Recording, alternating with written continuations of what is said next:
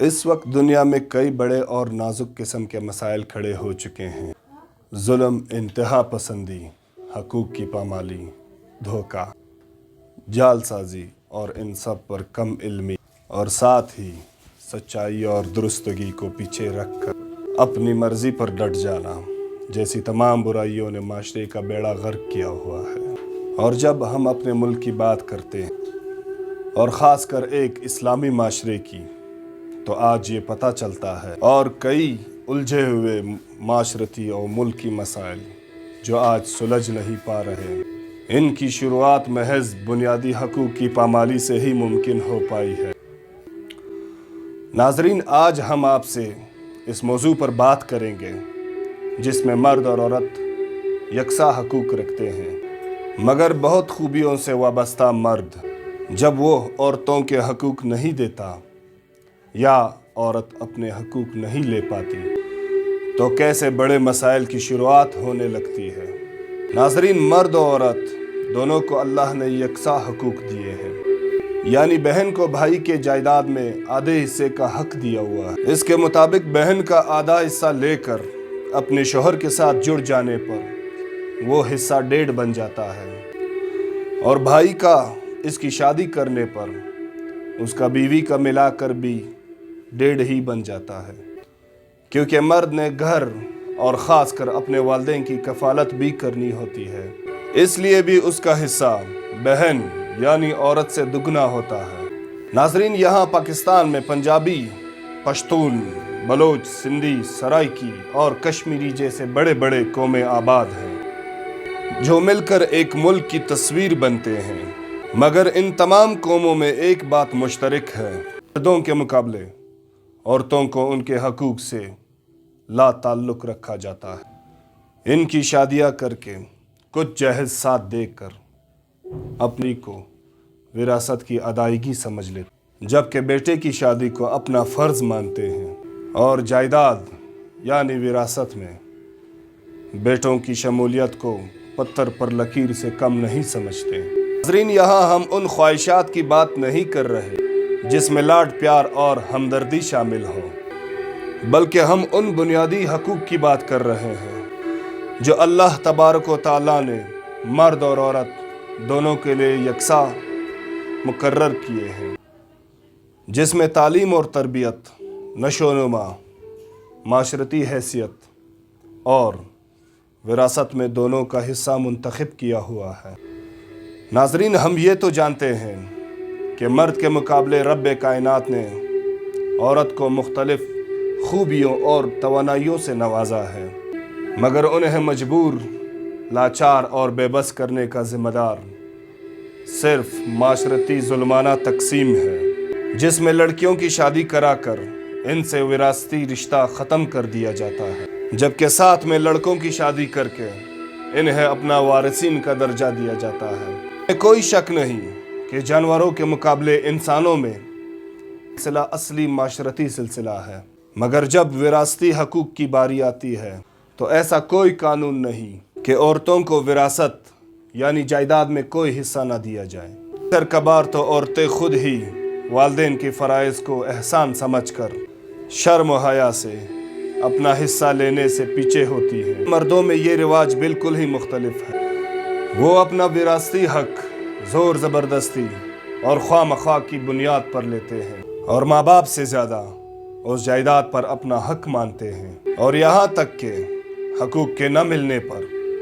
شرعی، عدالتی اور تمام وہ راستے اپناتے ہیں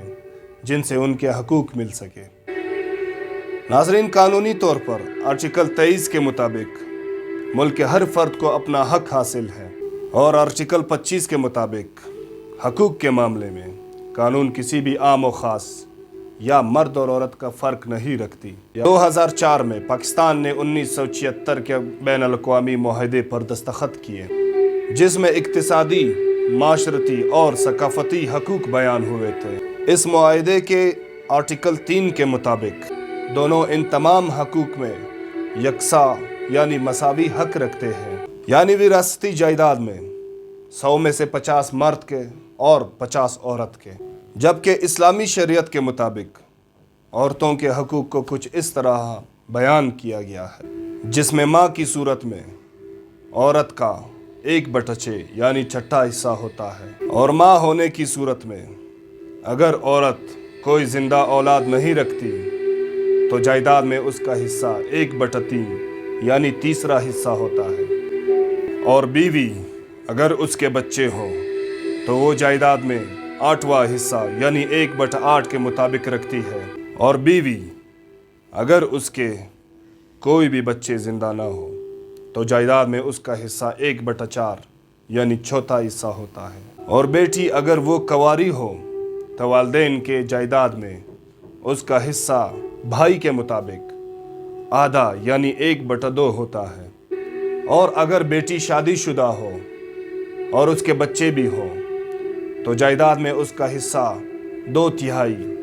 यानी 2 बहनों का 1 भाई के बराबर होता है, और वो बेटी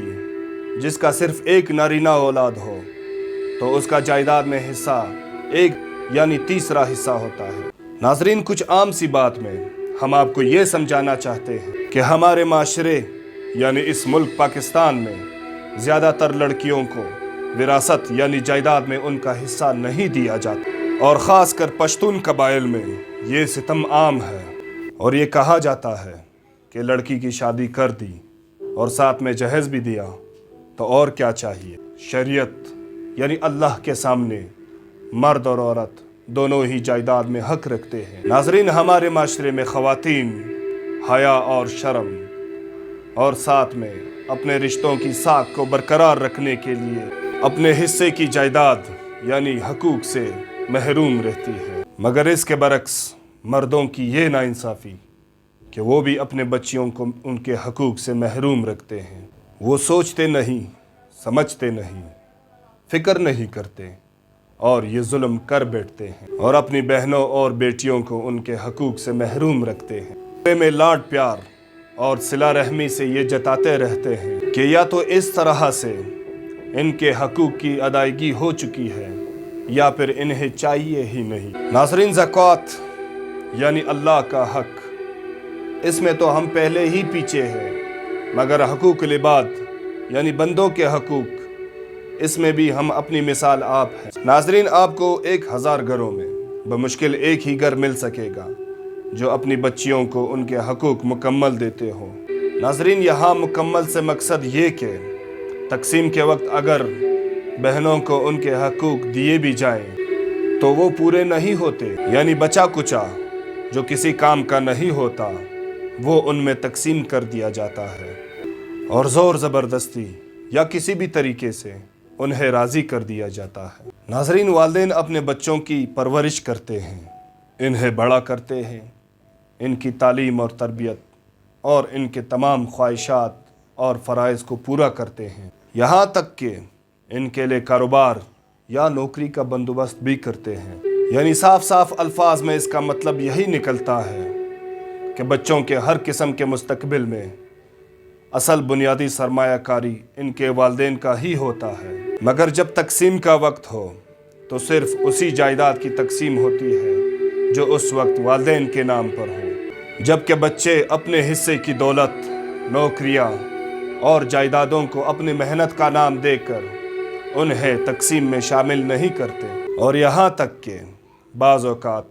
वालिदैन के जायदाद में वालिदैन ही को बाहर रखा जाता है। नाज़रीन, अल्लाह ने हमारे हाथों में 5-5 उंगलियां दी हैं, और हर एक उंगली का कद, हुनर और काम दूसरे से अलग है, और इसी तरह भाइयों में एक किस्मत वाला होता है, एक ज़हीन होता है, एक ताकतवर होता है, एक लाडला होता है, एक रिश्ते निभाता है। जाहिर सी बात है सभी एक जैसे नहीं हो सकते, मगर तकसीम के वक्त जहां औरतों को पीछे रखा जाता है वही भाइयों में भी ये रिवाज आम है कि इनके अपने नाम पर नौकरी, दुकान, रुपया पैसा अपनी ज़ाती मलकियत समझकर इसको तकसीम में शामिल नहीं किया जाता, जबकि तकसीम से पहले तमाम अशिया मुश्तरक थी और ये भी वाज़ेह नहीं किया गया था कि जो काम करेगा वो उसी का होगा। नाज़रीन, ऐसे जुल्म, नाइंसाफ़ियाँ और ज़ोर ज़बरदस्ती यानी चालाकी से हो रही हकूक़ की पामालियाँ दरअसल हमारे माशरे को एक ख़तरनाक मोड़ पर ले जा रहे हैं, जिसमें रिश्तों की अहमियत आदमी की दौलत और उसके असर और रसूख तक रह चुकी है। भाई दौलतमंद और बहनें गरीबी और मुफलिसी की ज़िंदगी गुजार रही होती है, या फिर अपने हकूक़ लेने अदालतों के चक्करे काट रही होती है। बुरा वक्त, गरीबी, मुफलिसी कुछ ऐसे इम्तिहानात हैं जो किसी भी वक्त किसी का भी दरवाज़ा खटका सकते, और रिश्ते नायाब होते हैं जो किसी भी किस्म की दौलत से ख़रीदे नहीं जा सकते। जबकि हमारे माशरे के नादान जालिम हमदर्दियाँ और चमचीगिरियाँ यानी मकसद परस्ती को अल्लाह के बनाए अजीम दौलत यानी रिश्तों पर सबकत दे डालते हैं। नाजरीन, हमारी ये दुआ और इस मुल्क के बाशिंदों से और ख़ास कर अपने तमाम मुसलमान भाइयों से ये अपील करते हैं कि इस जुल्म से बाज आ जाएं और अपने अंदर के वहशी को अल्लाह के अजीम नेमतों पर हावी ना होने दें। अगर आप औरतों को उनके पूरे हकूक़ पहुंचा दें तो वो भी आपकी तरह एक इज़्ज़त की ज़िंदगी गुजार सकें, और बजाय एक दिहाड़ीदार मज़दूर की तरह बाज़ारों में काम करने से वो अपने घर में अपने बच्चों की तरबियत पर ध्यान दे सकेंगे, जिससे माशरे में अच्छे और बुलंद लोग पैदा हो सकेंगे। नाजरीन, ये प्रोग्राम हमारी कोशिशों का आगाज़ है। हर हफ्ते ज़रूरी मौज़ूआत पर आपसे मुलाकात होती रहेगी, और इस नीयत के साथ कि हम अपने आने वाली नस्लों, अपने बच्चों के लिए एक महफूज और इंसाफ पर मबनी फ़िज़ा का क़याम करेंगे, और इस मुल्क, इस तोहफ़े को मज़ीद ख़राब होने से बचाएंगे। पाकिस्तान ज़िंदाबाद। अल्लाह निगहबान।